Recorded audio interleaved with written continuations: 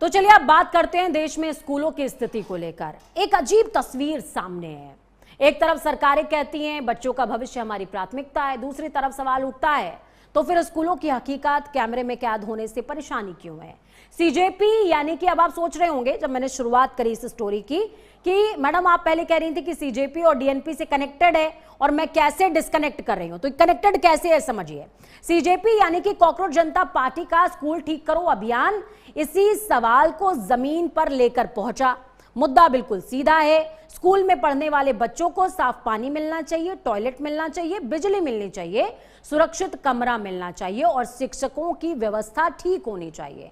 लेकिन इसी मुहिम के बीच राजस्थान का आदेश आता है जो चर्चाओं में है कि अब स्कूल में बाहरी व्यक्ति की एंट्री के लिए प्रधानाचार्य की अनुमति जरूरी होगी। छात्रों, शिक्षकों या स्कूल की गतिविधियों की फोटोज नहीं ले सकते, वीडियो इंटरव्यू नहीं हो सकता, रिकॉर्डिंग के लिए लिखित अनुमति लेनी पड़ेगी।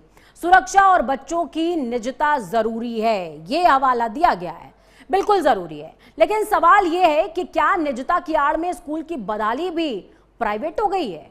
क्योंकि आंकड़े खुद कहानी बता रहे हैं कि 10 साल में करीबन 94,000 सरकारी स्कूल कम हुए। सरकारी स्कूलों में 2.5 करोड़, जी हां 2.5 करोड़ नामांकन घटे हैं। करीबन 1 लाख स्कूलों में सिर्फ एक शिक्षक है और करीबन 8,000 स्कूलों में जीरो एनरोलमेंट हुआ। अब यूपी की तस्वीर देखिए। सीजेपी की मुहिम के बाद यूपी सरकार ने स्कूलों में टॉयलेट, पानी, बिजली, सफाई, सुरक्षित कमरों की जांच के निर्देश दिए, खराब वायरिंग ठीक करने के निर्देश दिए, पानी के स्रोत चेक करने के निर्देश दिए और जरूरत पड़ी तो वैकल्पिक सरकारी भवन में कक्षाएं चलाने के निर्देश दिए। यानी एक तरफ स्कूल की हालत जांचने के निर्देश हैं और दूसरी तरफ स्कूल की हालत कैमरे में दिखाने से बचने के निर्देश हैं। तो असली सवाल यही है कि स्कूल की तस्वीर बदलनी है या फिर तस्वीर दिखाने के नियम बदलने हैं। क्योंकि कैमरा स्कूल की बदहाली पैदा तो नहीं करता, कैमरा सिर्फ वही दिखाता है जो पहले से मौजूद होता है। और अगर तस्वीर अच्छी है तो फिर डर किस बात का है? स्कूल ठीक कीजिए, स्कूल की तस्वीर खुद ब खुद ठीक हो जाएगी। अब आपको मैं यहां पर 5 तस्वीरें दिखाऊंगी। ये 5 तस्वीरें आपके जहन में होनी चाहिए जिस दौरान आप ये पूरी स्टोरी देख रहे हैं। पटियाला पंजाब की तस्वीर देखिए, हालांकि आदेश 2 जगह पर आए हैं लेकिन पटियाला पंजाब की तस्वीर देखिए, बच्चे प्रोटेस्ट कर रहे हैं। गया बिहार की तस्वीर देखिए, बच्चे प्रोटेस्ट कर रहे हैं। हमीरपुर यूपी की तस्वीर देखिए, बच्चे प्रोटेस्ट कर रहे हैं। जालौर राजस्थान की तस्वीर देखिए, बच्चे स्कूल में बेसिक सुविधाओं के लिए संघर्ष कर रहे हैं। ये तस्वीरें इस बात का प्रमाण है कि जनजीज पर तो रार हो गई लेकिन अल्फाज को दबाने की कोशिश हो रही है। वहां की जो तस्वीरें उसे छुपाने की कोशिश हो रही है।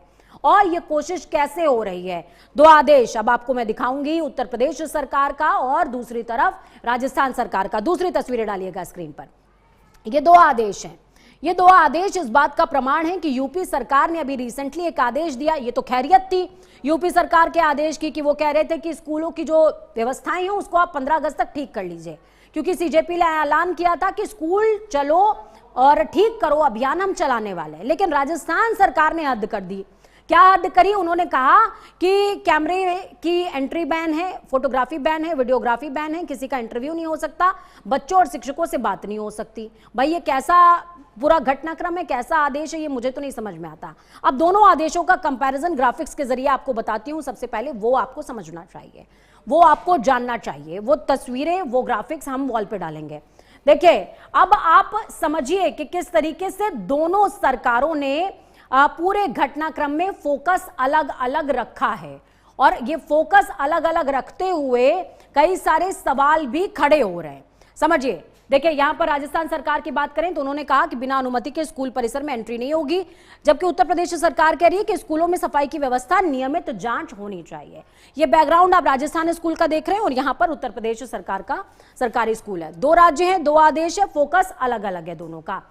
यानी कि एक तरफ कोई कह रहा है कि आपको एंट्री नहीं मिलेगी, दूसरी तरफ कोई कह रहा है कि सफाई व्यवस्था, नियमित जांच होनी चाहिए। उत्तर प्रदेश सरकार में जो जांच के आदेश दिए गए उसमें यह अंतर है। दूसरी तरफ राजस्थान सरकार कह रही है कि प्राचार्य यानी कि जो प्रधानाचार्य हैं, प्रिंसिपल हैं, उनकी पहले से अनुमति लेनी होगी। पहले से अनुमति लेंगे तो रियलिटी कैसे पता चलेगी भाई साहब? ये तो मुझे समझ में नहीं आता है। आप निजता का हवाला दे रहे हैं, आप स्कूल की व्यवस्था निजी कर रहे हैं या फिर आप क्या करना चाह रहे हैं? दूसरी तरफ उत्तर प्रदेश सरकार ने कहा कि पीने के पानी के जो स्रोत हैं उनको दुरुस्त ले सकते राज्य हैं और 2 तरह के आदेश इस पूरे के पूरे क्रम में नजर आए हैं। राजस्थान में छात्रों और शिक्षकों के इंटरव्यू पर भी बैन लगा दिया गया, यानी कि ना तो आप फोटोज वीडियोग्राफी कर सकते हैं, ना तो आप स्कूल में एंट्री कर सकते हैं, लिखित परमिशन आपको लेनी होगी। साथ ही अगर आपको इंटरव्यू लेना है तो भी आप नहीं ले सकते हैं, वहां पर भी बैन है। और दूसरी तरफ ड्रेनेज सिस्टम, टॉयलेट फ्लश, ये तमाम चीजें उत्तर प्रदेश सरकार ने ठीक करने के लिए कहा है। बेसिक सुविधाओं को ठीक करने के लिए उत्तर प्रदेश सरकार ने एक तरीके का आदेश जारी किया है। दोनों में अंतर यह है, फोटो वीडियो प्रसारण का फैसला स्कूल करेगा, यानी कि आप अगर मान लीजिए आपको लिखित परमिशन दे भी दी गई और स्कूल, अगर आप स्कूल के अंदर आए और आपने वीडियोग्राफी कर भी ली, तो आपको पहले वो दिखाना होगा और वो पास करेंगे कि हाँ भैया सब कुछ दुरुस्त है, हमारी यहाँ से कहीं भी नौकरी का संकट नहीं आ रहा है, कहीं भी हमारे स्कूल की कमी नहीं दिख रही है, तब आप प्रसारित कर दीजिए। दूसरी तरफ उत्तर प्रदेश सरकार कह रहा है कि असुरक्षित कमरों में कक्षाएं नहीं चलेंगी, बच्चों को बेहतर सुविधाएं मिलनी चाहिए।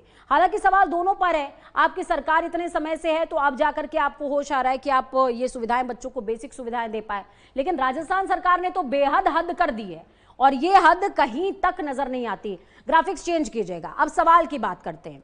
सवाल क्या आपके जहन में आना चाहिए जब आप ये पूरा का पूरा घटनाक्रम देख रहे हैं, समझ रहे हैं? सीजेपी की मुहिम से क्या सरकारों की चिंता बढ़ गई है? क्या उन्हें लग रहा है कि अब जो बेसिक चीजें थी वो भी हमें देना चाहिए? हालांकि ये नैतिकता है आपकी, आपको देना ही चाहिए, आपका सरकार का निर्वाचन ही इसीलिए हुआ है, लेकिन क्या ये सब कुछ सीजेपी की मुहिम के बाद हो रहा है? स्कूलों की बदहाली सामने आने से डर क्यों रहे हैं?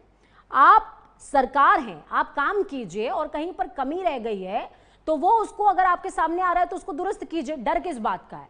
स्कूलों की बदहाली दिख जाने का डर है? किस बात का डर है? डर इस बात का है कि रियल पिक्चर सामने आ जाएगी, डर इस बात का है कि आपने काम नहीं किया है वो सामने आ जाएगा।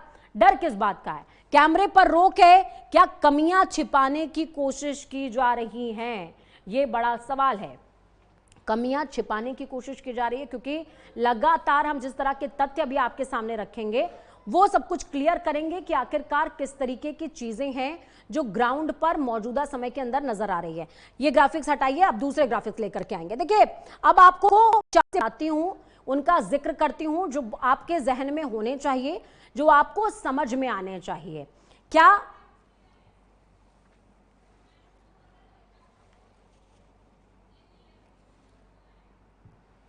तो ये बड़ी तस्वीरें आपको दिखा रहे हैं, दो तरह के आदेश और दो तरह के सवाल जहन में कौंधने चाहिए।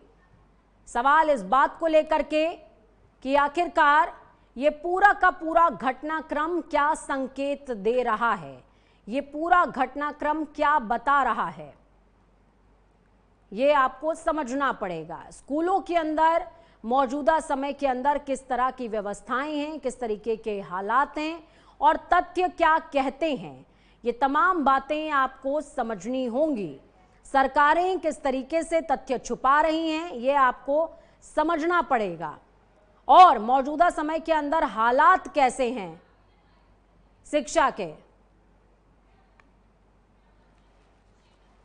चलिए ग्राउंड जीरो का रुख करेंगे। हमारे साथ मेहमान जुड़ गए हैं, शेखर कुमार जी। शेखर कुमार जी, बहुत स्वागत है। शेखर जी, वो कंटेंट अभी मेरी टीम प्रोवाइड नहीं कर पाई है जिसमें ये हालात हैं कि किस तरीके से स्कूल बीते 10 सालों के अंदर बंद हुए हैं। 94,000 नीति आयोग ने रिपोर्ट सदन के पटल पर रखी थी, वो कंटेंट मैं दिखाऊंगी दर्शकों को, लेकिन मैं ये समझना चाहती हूं जिस तरीके से अब राजनीति का एंगल, राजनीतिक ये दो आदेश जो जारी हुए हैं बेसिक कम्युनिटीज को लेकर के, आप इसे कैसे देखते हैं सर? देखिए, इस देश में ये जो क्रांति अभी शुरू हुई है, छात्र आंदोलन जो जन जी के और जन अल्फा वाली, ये देश के एक बुनियादी ढांचे में जो कमी थी उसको दूर करने के लिए बहुत बड़ा कदम है। क्योंकि इस देश में मेजॉरिटी ऑफ बच्चे जो है वो सरकारी स्कूलों में पढ़ते हैं। इन सरकारी स्कूलों में अब सरकार की एक नीति आई कि हम जो छोटे छोटे स्कूल है इनको क्लब करके एक बड़ा स्कूल कर दे, उसमें हम इंफ्रास्ट्रक्चर दे पाएंगे। इसका मतलब कहीं ना कहीं आप ये कह रहे हैं कि आपके पास शिक्षा पे खर्च करने के लिए पैसा नहीं, क्योंकि जब आप एक स्कूल करते हैं तो उससे क्या है कि बच्चों की स्कूल की दूरी जो है घर से वो बढ़ जाती है और स्पेशली जो फीमेल चाइल्ड है उसका जो रेट है उसके पीछे ये जो डिस्टेंस है वो बहुत बड़ा फैक्टर होता है। और जो बच्चे आगे भविष्य में देश का निर्माण करने वाले हैं, अगर उन बच्चों के लिए सरकार के पास पैसा नहीं है, तो ये बहुत ही दुर्भाग्यपूर्ण है। दूसरा, सरकारी स्कूलों में अभी मैं बता रहा हूँ कि हमारे जो गृह सहायिका काम करती हैं, उनके बच्चों से मेरी बात हुई तो पता लगा उनके कॉरिडोर्स पे ड्यूटी लगा रखी। क्यों लगा रखी है? और इस बीच हालांकि ये डिजिट्स जो है वो ऑथेंटिक नहीं थे और किसी तरीके से मतलब मुझे लगा कि थोड़े बायस्ड हो जाएगा, इस वजह से ये फिगर्स मैंने नहीं प्रेजेंट किए हैं शेखर जी। लेकिन अगर मैं 2 सालों के कंपैरिजन की बात करूं, हालांकि नीति आयोग का जो डेटा है वो 10 सालों का है कि 94,000 स्कूल बंद हो गए। लेकिन मुझे एक और डेटा इस बीच मिला कि सरस्वती शिशु मंदिरों की बात कर ली जाए, विद्या भारती स्कूलों की बात कर ली जाए, वो 2 साल के अंदर 24,000 इंक्रीज हुए हैं। यहां पर 1 लाख बच्चे पर 1 टीचर है और दूसरी तरफ 1.5 लाख टीचर सिर्फ स्कूलों के अंदर मौजूद हैं। इन दोनों डेटास को आप कैसे देखते हैं सर? मुझे लगा कि ग्राफिक्स मुझे तभी बनाने चाहिए थे जब ऑथेंटिक चीजें मौजूद होती। कैसे आप देखते हैं? देखिए, ये सरकार जो है शिक्षा को एक हथियार की तरह यूज कर रही है। मैं भी एक आरएसएस चालित जो है संघ चालित विद्यालय से पढ़ा हुआ हूँ और वहां पे एक एजेंडा के तहत पढ़ाई होती है और जो मदरसों पे आरोप लगाते हैं वो एक्चुअल काम ये शिशु मंदिर और विद्या मंदिरों में हो रहे हैं, जहाँ पे आपकी सोच को जो जो बना रही है। आपके ग्राफिक में मैं ये देख रहा था कि इसी के साथ जो सरकारी स्कूलों में आया है राजस्थान में कि आप वहां पे जाके वीडियोग्राफी नहीं कर सकते। अरे आप कमियां नहीं दूर कर पाए तो उसको उजागर करने का हक जिनके बच्चे पढ़ रहे हैं, क्या वो माँ बाप वो नहीं कर सकते? क्या वो बच्चे खुद अपनी समस्याओं को नहीं उठा सकते?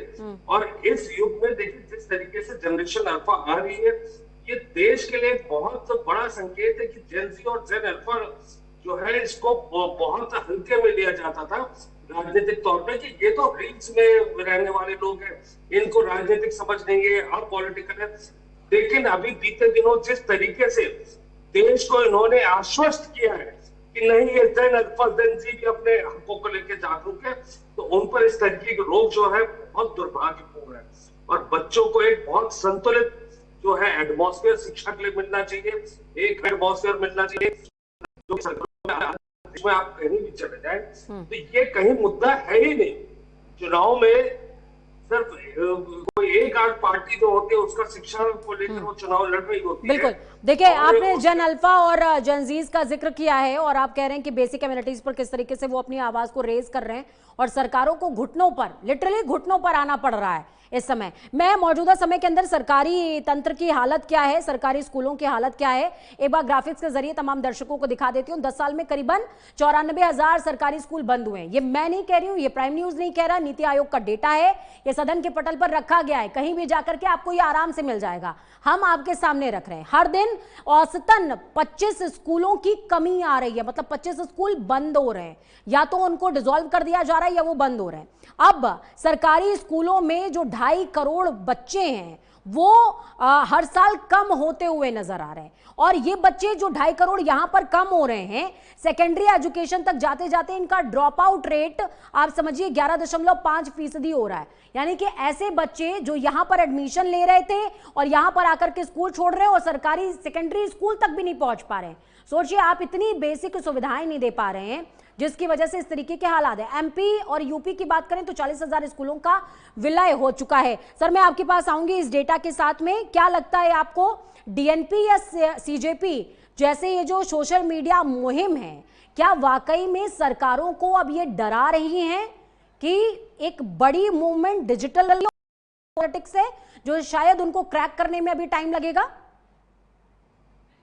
देखिए, ये बहुत बड़ा एक पॉलिटिकल टूल जो है वो इस टाइम बन चुका है, क्योंकि देखिए अभी तक जो पक्ष और विपक्ष की राजनीति होती थी उसमें कहीं ना कहीं ईडी, सीबीआई और इन सबके सहारे सत्ता पक्ष मैनेज कर लेता था। इन पर ना ईडी लगेगी ना सीबीआई लगेगी, न धर्म का कार्ड आ रहा है, क्योंकि ये सारे बच्चों को लेकर ये बात हो रही है और ये बच्चे जो है वो हर तबके के बच्चे हैं।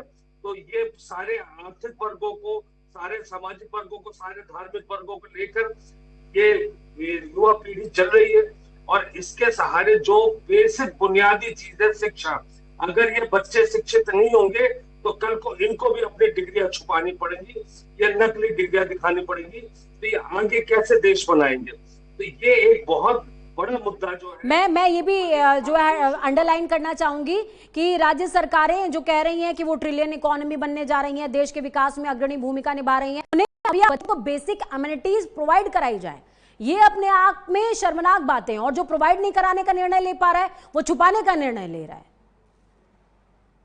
देखिए, ये बेसिक एमिनिटीज जो हालत है, जो फीमेल चाइल्ड जो स्कूल ड्रॉप आउट हो रही है, बिल्कुल सबसे बड़ी बात वहां पे टॉयलेट्स नहीं है, वहां पर ब्लैक बोर्ड्स नहीं है, वहां पे छतें टूट रही हैं, छतें गिर रही हैं, रोजाना इस तरीके की खबरें आती है। वहां पे शिक्षक नहीं है, जो शिक्षक है वो कभी SIR में, कभी चुनाव आयोग के अन्य कार्यों में लगाए जा रहे हैं।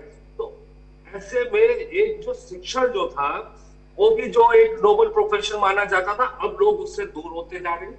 दूसरी बात, बच्चों को स्कूल जाते समय जो खुशी होनी चाहिए थी, वो एक्साइटमेंट होनी चाहिए थी, वो कि हम आज कुछ जाएंगे, हमें अच्छा एटमॉस्फेयर मिलेगा, हम कुछ सीख कर आएंगे, वो चीजें जहां खत्म होती है। मैं आपको बता बहुत शुक्रिया सर, आप हमारे साथ में जुड़े, आपने अहम विचार साझा किए।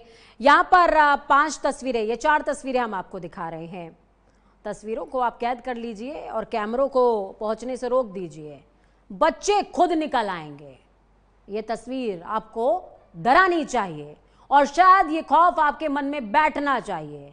कैमरों को रोक दीजिए, इंटरव्यूज रोक दीजिए, तस्वीरें मत सामने आने दीजिए। अगर असुविधा हुई तो ये बच्चे बहुत जागरूक हैं, आपकी धज्जियां सड़कों पर उड़ाएंगे। तो बहुत जरूरी है कि 10 सालों के शासन के बाद, 5 सालों के शासन के बाद आप सुधर जाए, तभी पढ़ेगा इंडिया और तभी बढ़ेगा इंडिया। ग्राउंड जीरो में आज के लिए इतना ही, मुझे दीजिए इजाजत, नमस्कार।